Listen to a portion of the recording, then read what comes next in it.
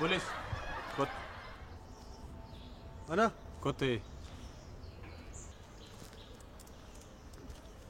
Kotun interview raabsi barbaanne. Interview Ee. simatu na godha moo nama biraatu na godha? Nama si eegaar. Namatu na godha? Adeemnu. Dhiisi garuu interview na taafu uummatni na rakkisaa jedhanii man. Isa dhiisa adeemnu jedhe. Haa ta'u. Yeroo biraa kennuu hin dandeenyu? Adeemnu isa dhiisi.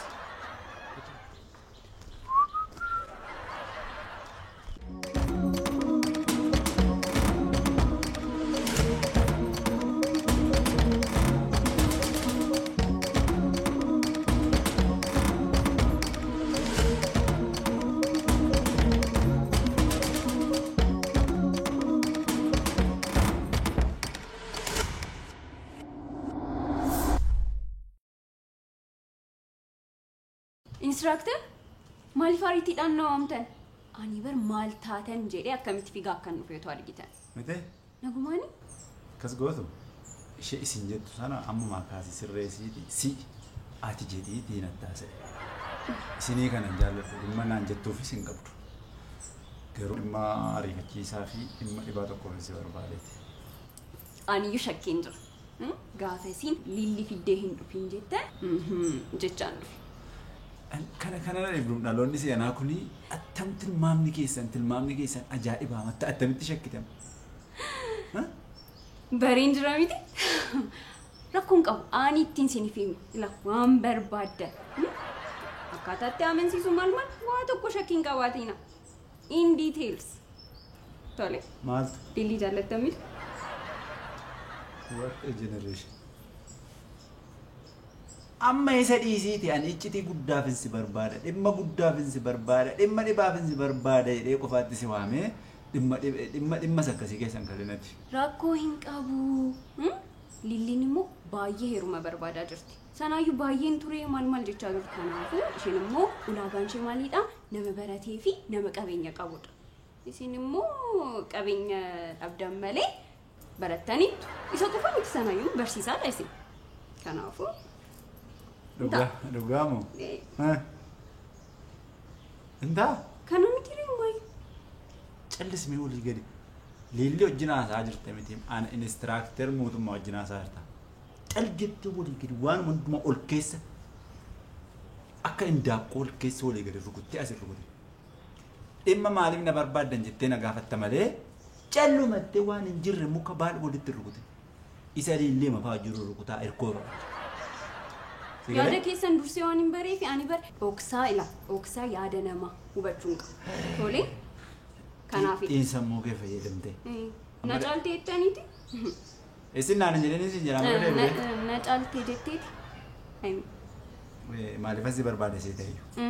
Tiiktookiin banachuu barbaade.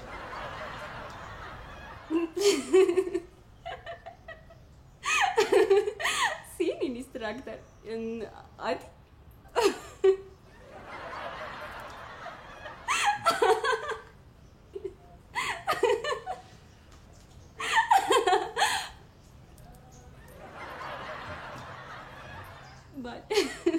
TikTokin banachuu barbaade jechuun amma kan akkasi godhaa maal rakkoon isaa TikTokii waan banadde?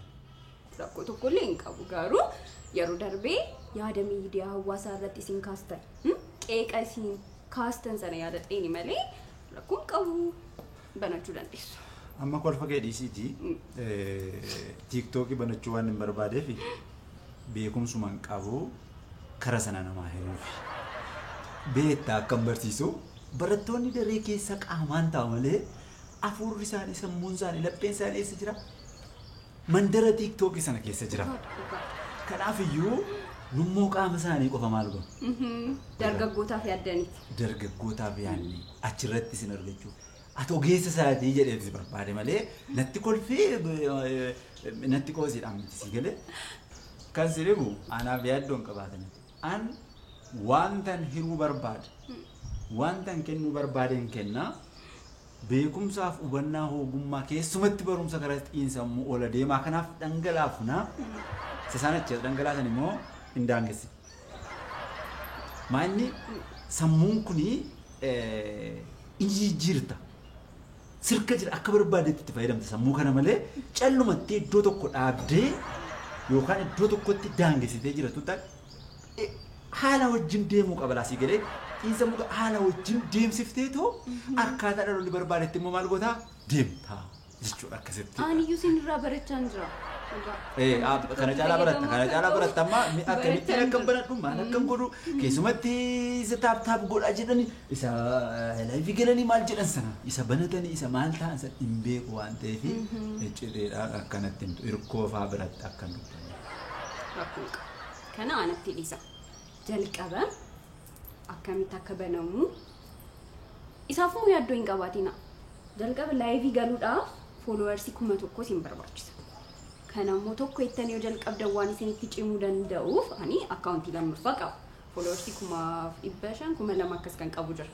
Kanaafuu isarratti suuraa keessan gashee maqaa kan koo jijjiiree maqaa keessan godhee maqaa kee godhee isin booddee laayivii seenuu dandeessu.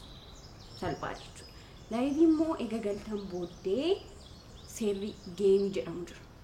Geemii taphii miti kala ala asitti gaamu ala rakkoon jirutu taphii miti kan hin galu maanni beekumsa hin qabu hiruuf hin seena malee geemii sana miti. Naa galeera isin hubadheera garuu laayivii irratti seera tokkodha. Ergaama keessan dabarsaa geemiis immoo hirmaattu maaliif geemiin kun baay'ee isin fayyada qarshii irraa argattu.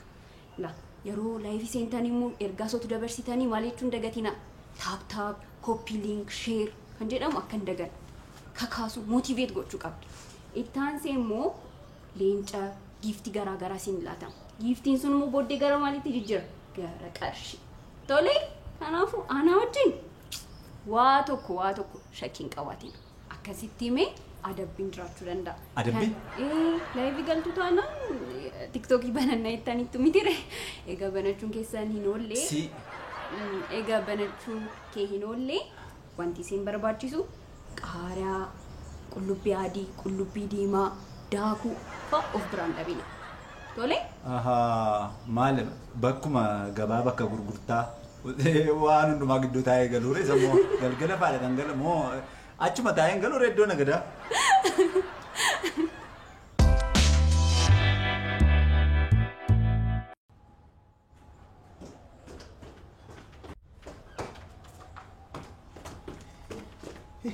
Maanni asuma gadi deemnaa erga silaa asuma gadi deemnaati annan sodaadhe abboo. Kootu interviiwudhaaf si gaaruun jedhe mitiyeeti. Asii gadi boolla keessaa maal hojjenna istuudiyoon keessa lafa jalaa. Interviiwudhaaf si gaara kootu si jedhe. Maaloo hojii wayii har'a jalqabuu fedheen akka manaajara wayii ta'ee hojjechuu fedheen achi dhaqaa ture man achi dhaqee illee deebi'a.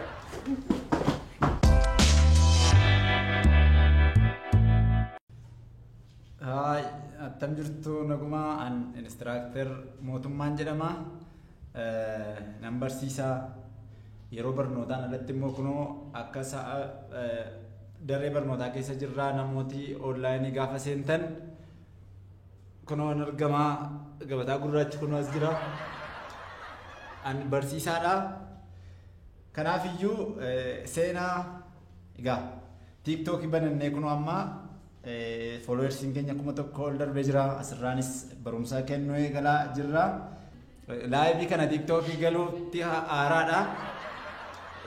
Reefu waan hin jalqabuu fi adaraa akkasitti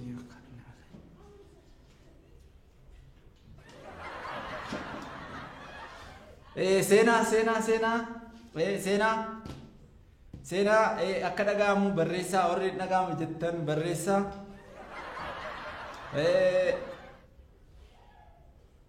Seenaa ammallee baay'inaan seenaan jirtanii nuti barumsa kenninaa egaa namoonni barumsa argachuu barbaadan nuti sammuu keenya keessatti barumsa yeroo dheeraaf walitti qabanne karaa kana kennuu waan barbaadnuuf mee naannoo bo'oo beekumsaatti as addanni iddoo beekumsi irra dhangala'uudha.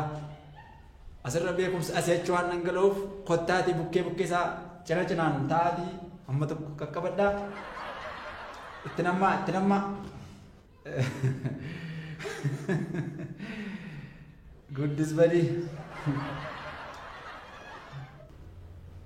Umurii kanatti onlaayinii irraa maal hojjettu? Warra beekumsa hin barbaannedha kun warra maatiin akka malee guddisa. Seenaa namoonni yeroo kana baatanii ijoollee keessan utuu taphachiiftanii. Amma akkan ijoollee hin qabne ollaaltee akkanaadha manaa hin qabne ollaaltee iji kee ijoolleen argina fi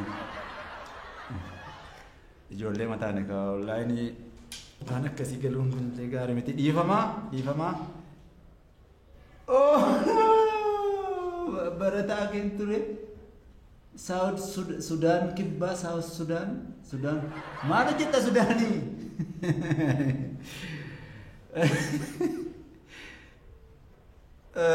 Mee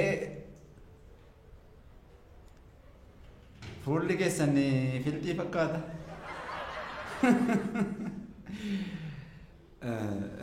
Egaa biyya kanaa fi waan baay'ee ta'aa jirra. Homaan jedhu arrabi keessan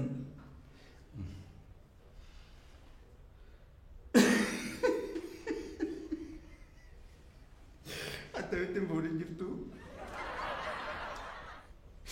Amma waan ilaame maal ta'a yoo gaafatti ijoolleen asirra jirtu kun hiriyoonni koo as hin jiranii. Ijoollee xixinnoo wajjin asirraati mataa naannoo sun hin ta'e. Egaa nuun barumsa kenninaa arraba keessan xiqqoo ishee gara keessaatti deeffadhaa. Laayivii kana namootuma guddisbadii qofaatu baay'ee namoota gurguddaan akka keenyaa mudaa hin jiran fakkaata. Geemii taphadhaa.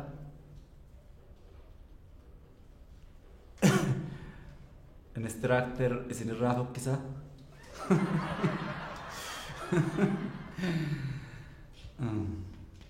Rakkoon qabu. Wal arguu hin dandeenyu jettanii akka barbaadan haasoftu. Wal arguu dandeenya guyyaa tokko. Geemii. Nun geemii taphachuuf miti kan anas ta'a. Barnoota xiinsammuu hubannaa ogummaa kennuudhaaf kanas ta'e. Kan ogummaa kana walitti qabanneef namaa dabarsinee kennuufidha. Kanaaf iyyuu mee amma warri ogummaa barbaanna barumsa barbaanna ittiin lakkoofsa tokkotti bu'a. Lakkoofsa tokko barreessaa warri barumsa barbaanna ittiin warri immoo hin barbaannu barachuu hin barbaannu nuti horii mataanee hafnaa waan tokko iyyuu barumsi nu barbaachisu ittiin immoo lakkoofsa lama.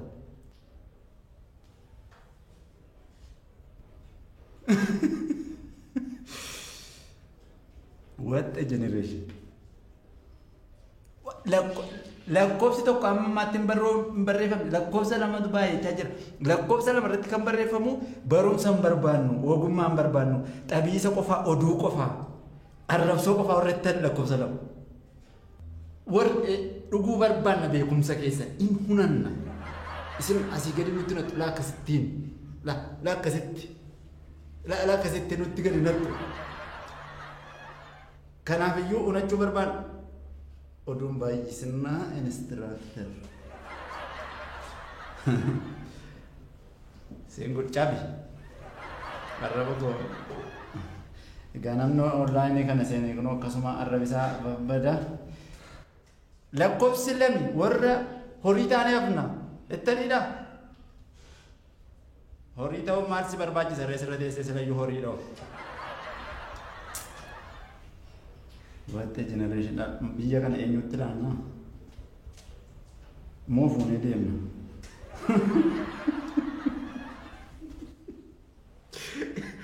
Barumsa amma hammaatti lakkoofsa tokko namni barreesse hin jiru. Lakkoofsa tokko ogummaa barbaanna xiinsammuu nama ta'uu barbaanna lakkoofsa tokko namni barreessu laayivii irra nama amma kana jiru keessaa hoomaayyumu. Meemmoo wal arrabsina. Harrabsoodhaan ol lolla isinis nu arrabsaa nus si arrabsina warra jettaan mee lakkoofsa sadii irratti barreessa. Lakkoofsa sadii. Bidaa qaal arrabsina. Inistiraakter hin qaanoftanii ammasin umurii kanaan yeroo laayivii galtanii munaa gidda.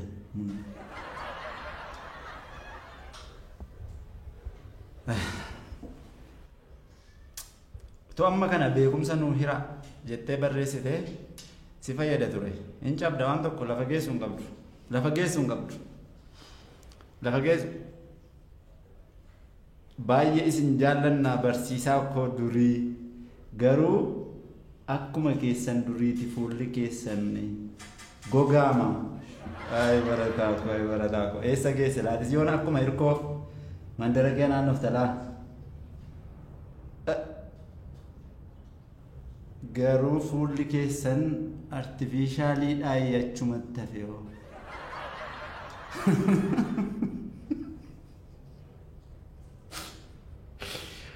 Achumatti hafe. Musiqinachi. Warri hin barbaannu ba'i. Asirra teessee umurii kanatti akka kana ofuma waan hin jirre naasa'anii jettanii lakkoofsa tokko irratti barreessitu. Warri immoo beekumsa keessan nu hiraa'e isin jaallanna. Baay'ee isin barbaannaa jettan immoo lakkoofsa lama irratti nu barsiisaa warra jettan. Amma iyyuu hin ba'in jirtuu isin.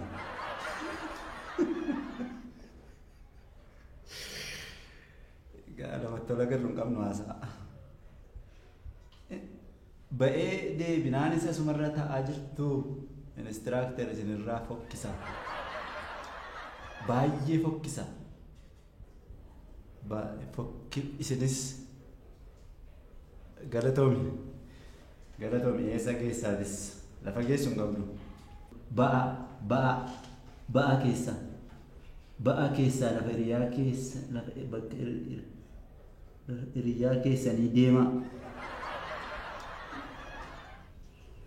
Utuu deemtanii dhattanii araqee keessan dhugdan asiidii dhugat immoo asiidii si haadhosiisu waaqni. Nama ol arrabsu qofaadhas irratti namni eessa jira namni arrabisaa gaarii. Ani kunoo arrabi koo gaariidha ka'aa soqqaa. Haa ta'u gaa. Egaa boolluma gowwummaa keessa boolla barumsa dhabuu keessa jiraadhaa keessaa ba'eeraa kunoo. What a generation.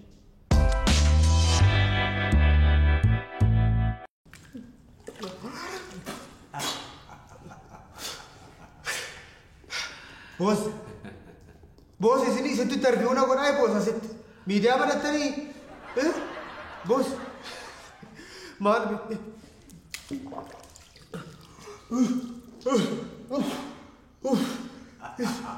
boos rakkina qabu isheen sa'aatii 4 galtuun jedhe miti ani halkan galtee halkanuma achi bultee hojjettu sa'aatii 24 isin bira hojjettu boos bossosaa naa jiraadhaas isin naa bossosaa mararraa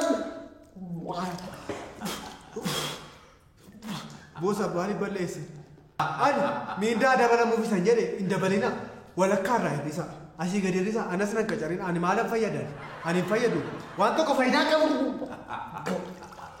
waan tokko faayidaa qabu boos akka inni isin jaalladhu isa dhugaadha xiyyaa caalaa isinitti si qabu xiyyaan maal na fayyaddi viidiyoo immoo abbaa margee qabatooti ani maal naa godha jedheen hima fudhachuu dandeessu viidiyoo keessanis akka inni isin moluu keessan waan jaalladhamu keessa ba'e moluu keessan baay'ee manatti toraama baay'ee moluu keessan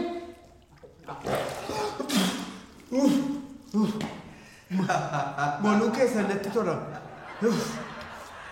boos kuno viidiyoocha fudhadhaa kuno as keessa raabaafe qurxummiin ta'e qurxummii galaanarra gootanii.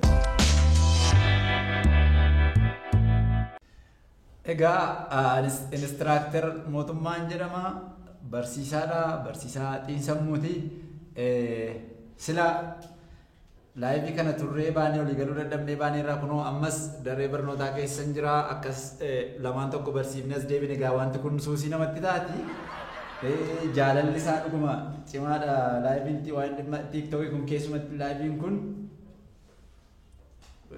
in deebitanii barsiisa. Deebineerra gaa deebineerra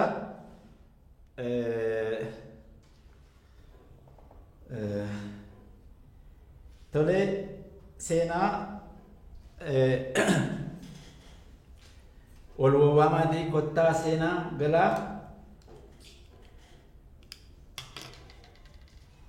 umurii kanatti suusiin isinirraa hin bareedu. Egaa sirnarraa bareedaa fi narraan bareeduu koonatu beeka.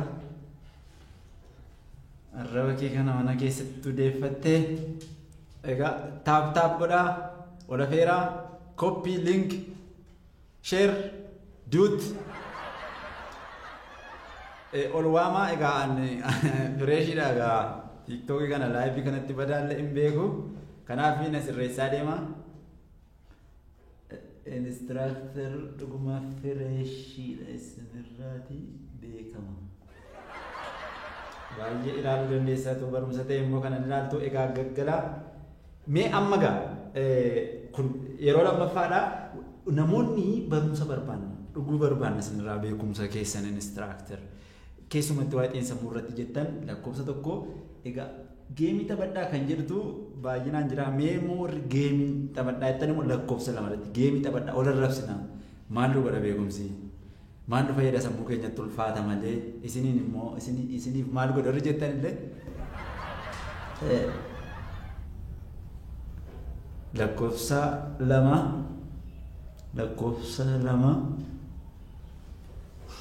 what a generation geemiitu isinirraa bareeda instructor tole egaa geemiitu baay'ataa jira egaa gaddeebinee geemii taphannaa nusi beekumsa amma kana ga'uu baanne haa ta'uti mee rikweestii ergadhaati isin seensifnee olijjin barreessaa jirtu komentii kennaa jirtu galatuma egaa yeroo geemii taphatanii wantoota garaagaraa fudhatanii deemu jedhameera reefuu jalqabna nuti egaa wanta barbaachisus finnee dhufneerraa yeroo geemii taphatan waan baay'ee akka barbaachisu nutti himameera waan ittiin ol adabanis furannee dhufneerra qaaraan kunooti ittiin ol guggubuudhaaf fi qullubbii adii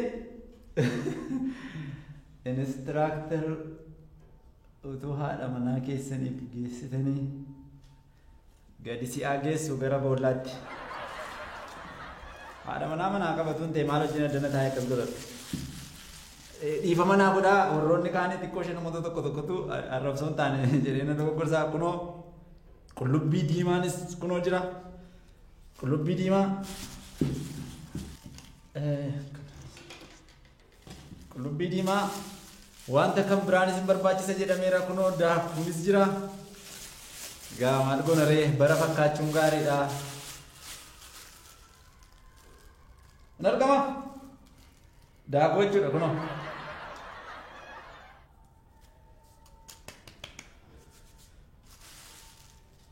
bara jireenyi mi'a aadaa kun taphadha instructor jedhamee rakkoon qabu maaltu mi'aan jiru egaa in taphannaa egaa mee daandii isa jedhamu kanaa wajjin taphannaa taap godhaa taap godhaa taap share barumsa hin barbaannu jettanii ittuun taphannaa beekumsa hin barbaannu taphiisa malee jettanii mee taphachaa biyya kana eessatti akka geessinu ni ilaalla instructor dhuguma hin fuudhin jirtu mee waa'ee fuudhaa kana keessaan baaneetu taphannaa tap share wayyo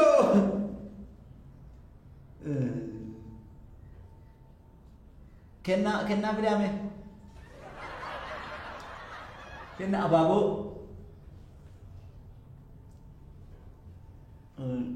ani barataa keessan turiiti laga shere amma waa'ee barumsaa keessan jiru waan ta'eef dhaabaa sana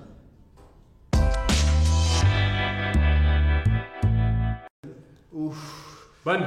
Isan dhala bishaan amma kana dhunne ashaaraa fuulaa nannoo godhe akkamittan banaree fuula na balleessa. Bani. 27 asii gadi 34 62 gaalarii keessarra yoo isa miidhu ta'e. Boos kana booddee hojii hojjenna san jedhe dhiifama dara. Ana balleesse miti ministiraaktarii bira dhageenyaani waa'ee keessan itti himan immoo akkasin haadha manaa keessan irratti jaartii koo dhungachuuf turtan danfittiin baalageedha gaaddadhu hin dhabdu baalagee miti isi baalagee miti ana baalageedha ana baalagee maal baalagee na caalu jira anatu gatiin qabu ana gatiin qabu boos galatooma interview gaarii ture interview bayeessa ture Kai. Atau dhaamsa dhumaan qabuure. Kai dhiisis.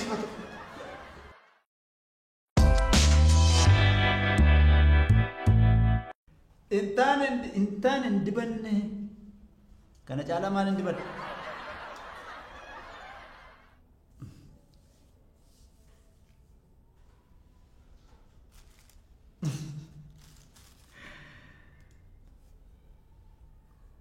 Daakuudha ittiin qabatu.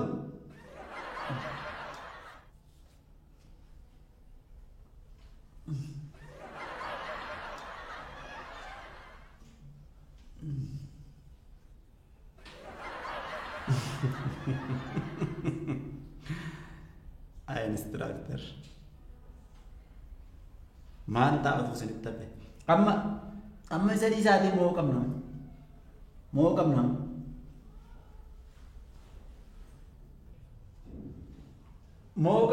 Taap bira. Namoo siftanii? Namni waame ammas kunoo. Maal ta'a yoo kennaa kennitanii taap gootanii akka moo gootan maal warri mana keenya? Qaaraan nyaadhu na gubaana. Garaacha koon na guba sila yoo gubadheera. Komentii irratti yoo barreessan maal hin godhanne sila komentii irratti barreessinaan kunoo akkasittiin daakuu dibadhee taa'e. Inyaan. Egaa akkas taanaani. Natu sila iddoo malee dhaabbatee natu iddoo umurii koo malee dhaabbatee isiniin deema. Inyaan hin nyaadhu. Barreessan kun argaa jira abbaan barbaade yoo barreesse hin nyaadhu.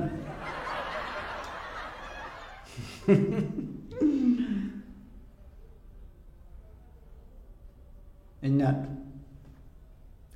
Enumaan hin nyaadhu. Nanni isa taphicha inni isa malee natti ta'a. Sila yoo anatu lafa umurii koo malee dhaabate. Keessaan